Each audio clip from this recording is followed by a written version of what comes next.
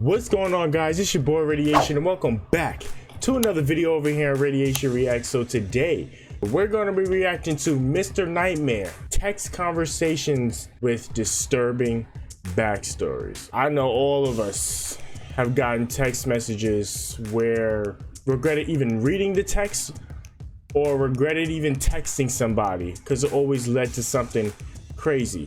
Well, we're about to hear some crazy text stories that a few people have went through. Let's jump right into it. Text with disturbing backstories. Number 3. On March 4th, 2022, these were the texts 21-year-old college student Gavin received after getting home from a night out with friends. Hey, is this Gavin? Yes, who's this? It's Alex. Where you at? Send your location. I'm at home. What happened to you? What number is this? I'm using my friend's phone. We're stranded at the bar. Can you call us an Uber to your house? What? Why don't you just do it? Dude, my app isn't working. Just figure it out. I don't even know what that means. Just send your address. Gavin was out with his friends Alex and Omar. And they were last with each other at a bar in Dallas called Parliament. The trio was getting ready to wrap up the night, but Alex stayed behind when he saw other friends at the bar. So Gavin and Omar went home, and about an hour passed with no contact between the three. That was when Gavin received the text from the random number, and as you see, they claimed to be Alex using his friend's phone. Alex had lost his phone, and he was using his friend's phone, who Gavin apparently had never met before. He was asking Gavin to call him an Uber, since according to him, it wasn't working on his phone. Gavin refuses, basically noting how silly that sounds, and tells him to call his own. The conversation picks up here, where Alex agrees to apparently call his own Uber and asks for Gavin's address. Gavin stated that this was around the time he was becoming slightly suspicious, but he still gave his address, however not without making a comment about how he should memorize his address by now. He says he cut him some slack due to the fact that he was drinking. Gavin asked him why he was using his friend's cell phone, to which he got a response that Alex lost his phone. He then lets them know that they're on their way, and when Gavin asks Alex if he knew his friend, he responds, "Nah, he's cool though." 10 minutes later, the number sends a text that truly starts to make the conversation suspicious. "Can we just come in through the front door when we get there?" As if asking Gavin to leave the door unlocked. It was at this And this is how we load the mix-ins into Blue Bunny's loaded treats. Who wants to do the— Oh, me! moment that he started to question everything about the interaction. From the first text being, "Hey, is this Gavin?" to the asking Gavin to call them an Uber, to now the leaving the door unlocked. He tried to call the number, but it rang and went to voicemail. He then tried to text and call Alex's number repeatedly, but it would just keep going to voicemail, and the text would just say delivered. Gavin stopped answering this foreign number now, and called his friend Omar to ask him if he'd heard anything from Alex, to which Omar said he had not. After reading Omar all of the texts, Omar agreed something was off. They looked to call the bar Parliament, but there was no number listed online to call. Around this time, the number texted Gavin again, saying, "We're here, open the door." Gavin went to his door and looked through the peephole of the door. There was no one in immediate view though, which maybe at first would have implied it was all a prank. But when there was a knock at the door, Gavin checked the peephole again. There was still no one on the other side. Reality of the situation was setting in now for Gavin, as this was no longer just texts on a screen. Someone was actually on the other side of his door. So he asks, "Who is this?" Straight to the point. They reply with simply, "LOL." Gavin asks again, "Who is this?" And they reply, "Open the door." So instead of answering again, Gavin calls the police. The knocking persists for a few minutes, in long intervals. Then it stops for good when the person or people on the other end realize Gavin was onto them. Gavin went on to DM one of Alex's friends who he was hanging out with after he and Omar left.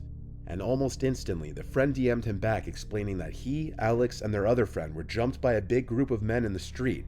They were all badly injured and went to the hospital. Alex's phone had been stolen, while one of his friend's wallets and Scott would jump outside walking home by these black dudes. They stole our S. All of his info Alex and lost his phone, and Scott lost his wallet and phone. Were in the hospital right now. The police report that Gavin would get from the police who came to his house would later help Alex in getting his service provider to replace his stolen phone for him.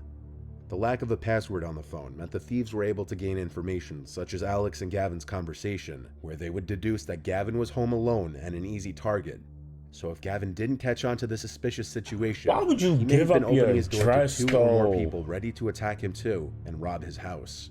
The phone number that was being used to text Gavin turned out to be another stolen phone, therefore didn't help in finding the thief. The case regarding finding the thieves and assaulters remains open.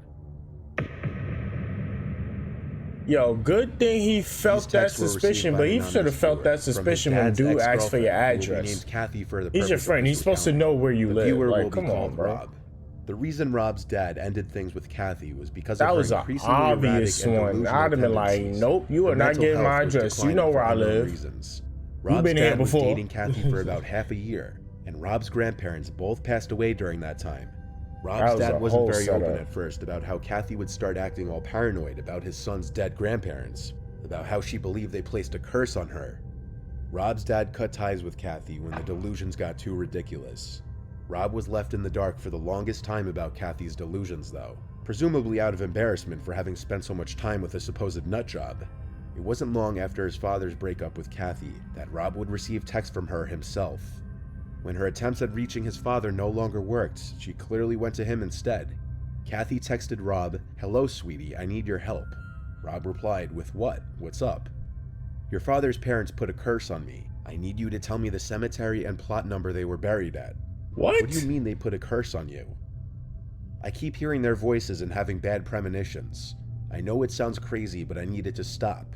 Of course, being told by somebody that they were hearing your dead grandparents' voices would be a clear Word. indication that the person is completely unhinged. So Rob went to show his dad the text. Or on something. His Yeah, dad laughed basically. and told him to just ignore her. Rob says that instead of blocking her, though, he just let her continue to text him to see how crazy her text would get. She followed up later that night with, "I need to exhume their grave. If you help me out, I will sleep with you. I know you've always checked me out whenever I was in your dad's house." Rob still didn't answer, and the next day, her text got a little more graphic. Rob showed these texts to his dad, and this time his dad was not amused.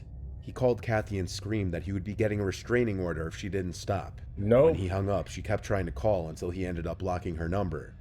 That same night, while Rob's dad was asleep, Rob was still in his den watching a show when he heard the doorknob jiggling. He went to look through the glass atop the door and saw Kathy fiddling with a knife in the key slot of the doorknob. She looked up at him and through the glass and started pleading with him to let her in. Rob called for his dad, and she started to scream no. When his dad came to the door, he screamed at her and then went to call the cops. Kathy would scream back constant obscenities and threats, waving her knife in the air. She didn't leave, and police arrived to her still at the door with knife in hand. She crazy. Based on her coming to their house with a weapon and not leaving when asked, she was arrested, and Rob's dad filed for a restraining order against her. Clearly, Kathy was more than just delusional and was starting to suffer from some sort of mental illness, such as paranoid disorder. This does not mean she wasn't a danger to others, though, as well as herself, evident by the knife she brought to their house and attempting to break into their house. Yo, for Luckily, real. no one was hurt. Insanely bugged. An 18-year-old girl named Leanna, living in Hoboken, New Jersey, was at a local bar with her friend on a Saturday. That's when she got a notification that someone was trying to send her a message on Instagram. Usually people disregard these message requests, as they're messages from people you don't follow back on Instagram. In a girl's shoes, those message requests are 9 times out of 10 men sending them flirtatious and often creepy messages. A lot of people don't ever check these messages, but sometimes when you get that notification that someone sent you a message request, curiosity gets the better of you. In this case, Leanna opened the DM, and it was from some random account with no profile picture and no followers, asking her if she was at McSwiggin's, a local bar in Hoboken. Right away, this is cause for alarm, of course, because this would be coming from someone who knew where she was at that exact moment, someone intentionally using a fake Instagram account. Leanna follows with, "Yes, who's this? You look good in that pink top. Aren't you 18 though? Shouldn't be in a bar. I won't tell anyone though. Who is this? Just a guy who thinks you're really attractive." By this point, Leanna assumes it's a prank by someone she knows, and asks who's messing with her. The person replies it's neither of the names she just mentioned. Upon Leanna asking for a selfie, the person replies, "Can't." The girls look around the bar for anybody that could be alone, mainly an older, predatory-looking man. They saw a few men that appeared to be alone sitting at the bar. None of them were eyeing the girls, though. That's when she says, "Okay, bye, we're leaving." Moderately uncomfortable, the two girls leave the crowded bar and start walking. They go to another bar nearby, which is far less crowded than the first. They sit at the bar and order a few drinks, looking for young guys to talk to. when Leanna's phone vibrates again and she gets another creepy message from the person. It said, "This is my favorite bar, good choice." Oh, Leanna nah. shows her friend the message, and then the two start looking around the bar for someone who could be sending the messages. Nope. And as if he was looking to be found out, Leanna saw a man sitting on the bar stool closest to the door, looking at her with a blank, wide-eyed expression. She says the best way she could describe his appearance was the killer from the movie The Lovely Bones, mainly because of his glasses, hair, and mustache. I don't think I've ever They seen made this. extended eye contact, to the It's on point that it Netflix? seemed the man was outwardly trying to be Netflix creepy, movie? making it obvious who he was.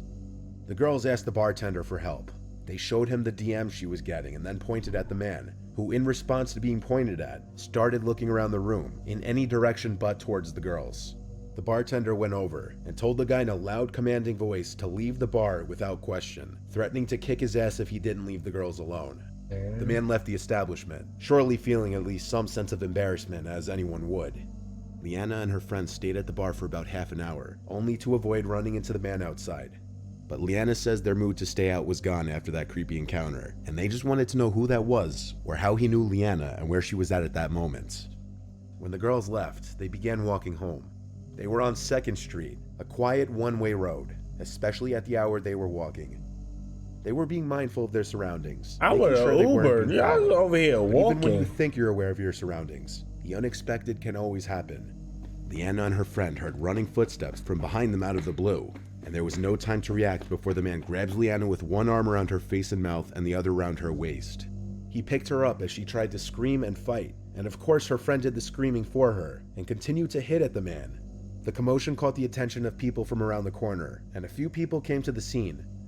The man released his grip from the girl and walked away quickly. Nobody went after the man. The girls called the police there on the spot. Leanna showed the police the DMs, and 2 witnesses backed up their story as well. A police report was made and a case was opened to find the man in question.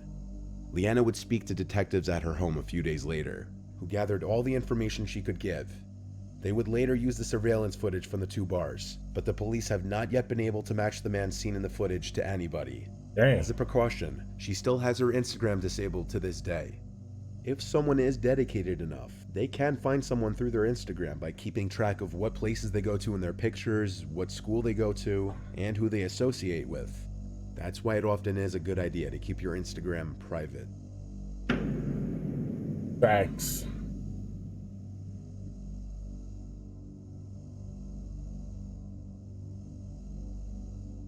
I gotta say, that one was actually very disturbing, man. Getting random texts, random calls, random DMs on Instagram, don't answer them. Don't answer them unless you actually know the person. Heck, don't even follow them, accept their requests, none of that. You never know what can happen if you answer any of those texts or any of those calls or any of those DMs on Instagram or whatever. That always can lead bad, man. Always be mindful of the people that you hit up. Definitely, you know. That was actually a very good one, and also a bit of an educational one as well. You know, be careful out there. You know, the world is a very scary place, man. You got to keep an eye out everywhere you go. You got to watch everything you do. You got to pay attention to the people that you give your number to, or people that you hit up on Instagram. You know, don't just be giving out your information and stuff, because, you know, a lot of people are weird. A lot of people come at you and try and harm you or rob you in any way, shape, and form. So always protect yourself, and always keep yourself protected at all times. That was a great one. Shout out to Mr. Nightmare on that one, man. If you guys enjoyed that video, I will definitely leave a link in the description down below, so you can go over there to Mr. Nightmare's channel and show him some love. And if you guys enjoyed this reaction video, hit that subscribe button, hit that like button, and turn on notifications so you guys don't miss any future videos. I'll catch you guys in the next one. Peace.